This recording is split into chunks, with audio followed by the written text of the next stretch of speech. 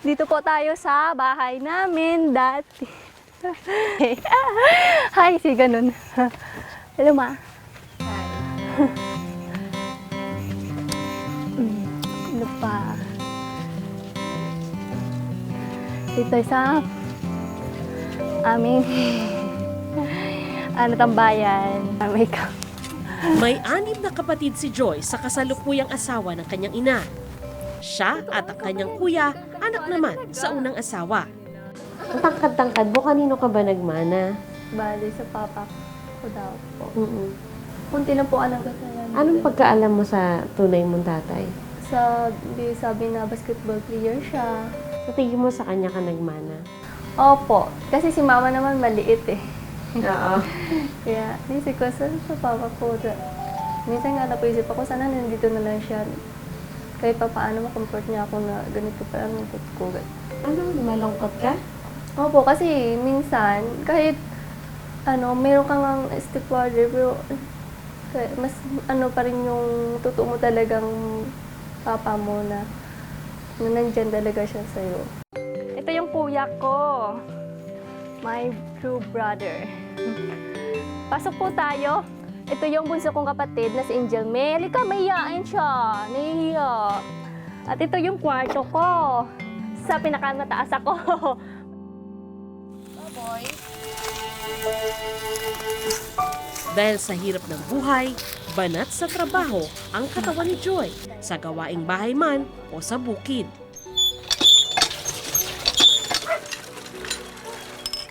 Kaya naman, hindi nakapagtatakang gano'n na lang ang determinasyon ni Joy na makaahon sa pamamagitan ng beauty pageant.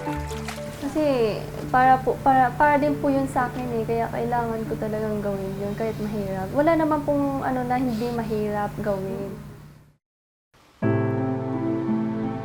Iba naman ang dahilan ni Cristal Alday sa pagsali sa beauty pageant.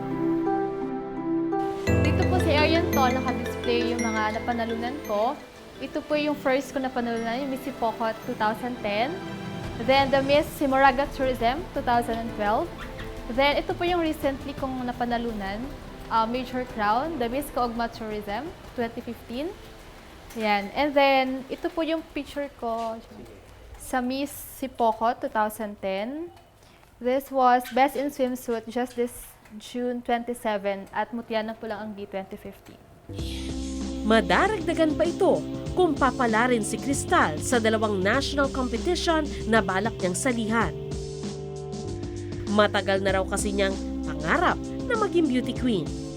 Nung mga 13 years old po ako, nanonood na po ako ng television. And then, nanonood ako ng mga beauty pageants. Tapos sabi ko sa sarili ko, ang ganda naman nila, ang ganda nilang maglakad. Tapos ang galing naman nila. Pag nananalo po kasi, diba, nire-represent sa international. So sabi ko po sa sarili ko, gusto ko rin lumaban sa ibang bansa. Ito, panji mo yan. Utin mo. Nung araw na dalawin namin si Cristal, tinulungan siya ng kanyang ina na mag-empake. Pupunta kasi sa Maynila ang dalaga para mag-training ng ilang buwan sa Kagandahan Flores. Ay, una-una, nagdadasal ako. Siyempre, ano naman ang magulang yan na laging manalo ang anak. Si God lang naman ang dapat nating anuhan. Kumapit lang tayo sa Kanya. Pero pag dumarating yung time na siya natatalo, ako rin ang nagsusuporta sa Kanya. Sinusuportahan ko rin siya para sige lang siya ng sige, laban lang siya ng laban. Para makapag-training sa Kagandahan Flores, kailangang bumiyahe si Cristal mula Naga papuntang Maynila. Sa isang boarding house sa Quezon City, titira si Cristal habang nagsasanay sa bootcamp. Ang transpo ko lang naman po, like everyday, is okay na po yung mga 200 everyday for transportation po. Kasi okay naman po, pwede naman po akong magluto sa bahay. Sa bahay naman po ako kumakain, so walang gastos naman po. If I'll be joining Binibini po, siguro matagal, mga 6 months po. Kasi mag-start na po siya maybe next month and then to January po until screening po ng Binibini, Pilipinas. Magastos man sa ngayon, may cash prize naman daw kung mananalo. For my handlers po, ang rule po kasi is 50-50 po kami doon. Makeup artist ko, sila rin naman po yun. Designer, sila din naman po yun. So, wala lang po akong ginastos masyado for pageants. Flight stewardess na sana si Cristal ngayon. Pero pinili raw niyang sumubok sa isa pang national pageant. Opo, kasi sabi po nila sa akin, wag ka na, ngayon ko lang po narinig sa kanila na huwag ka na mag-pageant, mag-work ka na, sabi niya sa akin. Total, nakapag-national ka naman na. Sabi ko, hindi ma, gusto ko talaga magbini-bini, gusto ko muna to bago ako mag-work. Si Miss Earth 2011 Athena Imperial sumabak sa pageant pagkatapos mag-college. May gusto raw kasi siyang patunayan. Sa Kasiguran Aurora, parang big thing yung mga pageants at saka yung mga Flores de Mayo. Ayan, alala ko nga parang gusto ko talagang maging isa sa mga reyna.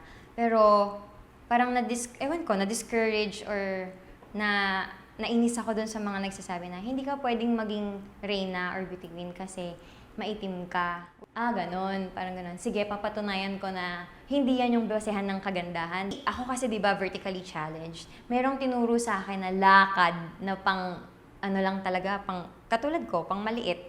Parang tumangkad, parang ang nadaya, kumbaga, yung tingin sa akin because of the walk. Choose education as the environment initiative. Hinangaan si Athena dahil sa galing niya sa question and answer. Nagawa rin niyang pagmukaing mas higit pa sa 5'6" ang height niya dahil sa galing ng pagdadala sa sarili.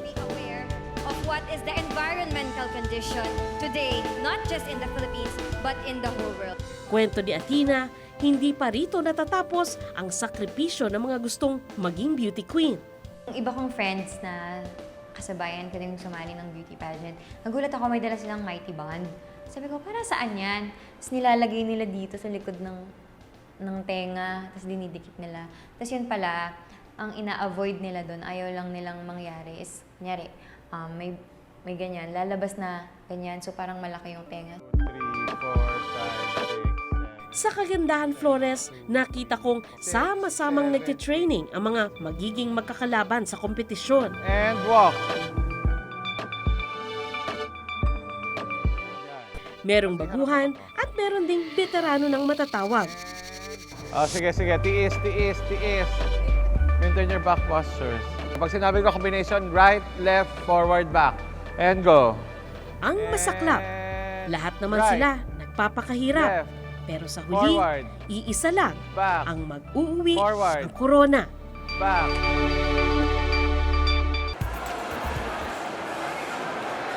Sa tulong ng kanyang mentor, nakakadalo si Joy sa mga event kung saan nakakakuha siya ng koneksyon at naoobserbahan ang mga kandidata.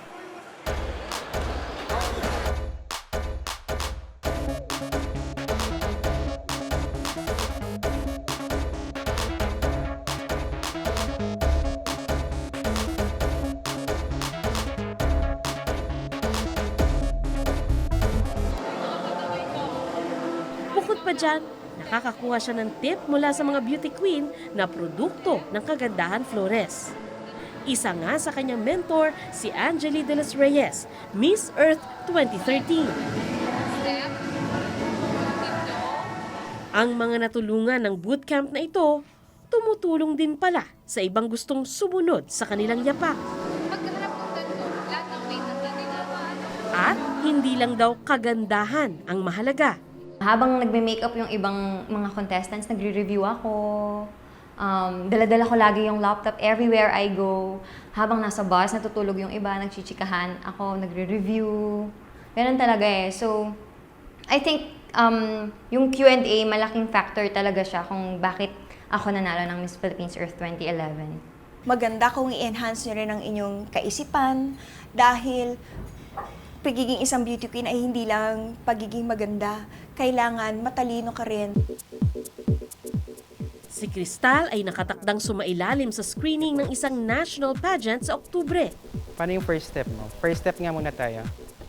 Si Jerome First step. Balute ang umahasa sa mga kandidata sa question and answer. Akala ko basta matalas at mabilis ang pagsagot mo, ayos na. May formula pala rito. How will you answer the question? PREP. P-R-E-P. Point, resolution, exposition or explanation, and then back to point. When you smile with your eyes. Nalaman ko ring sa Kagandahan Flores, hindi pinipili ang mga sasabak sa training.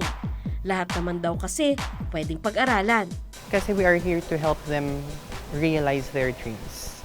And just like our head trainer, the head of KF, which is Rogel Flores, he would always remind us that if we say no to these girls, we are killing their dreams. Sa tansya ng mentor ni Joy, aabutin pa rin siya ng 2 taon bago maging handa sa national competition. Kapag rumampa na siya sa beauty pageant, hindi mo na mahahalata ang pinagdaanan niyang hirap. They would only see the girls for 2 hours during the airing of a particular pageant. Pag na-experience mo mismo kung gaano kahirap, how much it needs your dedication, you will come to realize that it's not superficial. 5, 6, 7, 8. Habang pinapakinggan ko ang mga taong matagal na sa industriya, naisip ko si Joy at ang mahabang listahan ng posibilidad na pwedeng mangyari sa buhay niya. Yun lamang pong makita mong magbago yung buhay niya.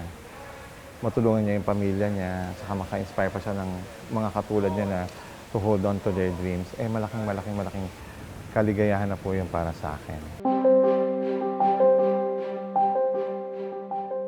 Ang dating tindera ng souvenir sa Boracay, nabigyan ng pagkakataong makapagsuot ng korona. At kung papalarin, may ahon sa hirap ang kanyang pamilya. Magandang gabi po, ako si Sandra Aguinaldo at ito ang Eyewitness.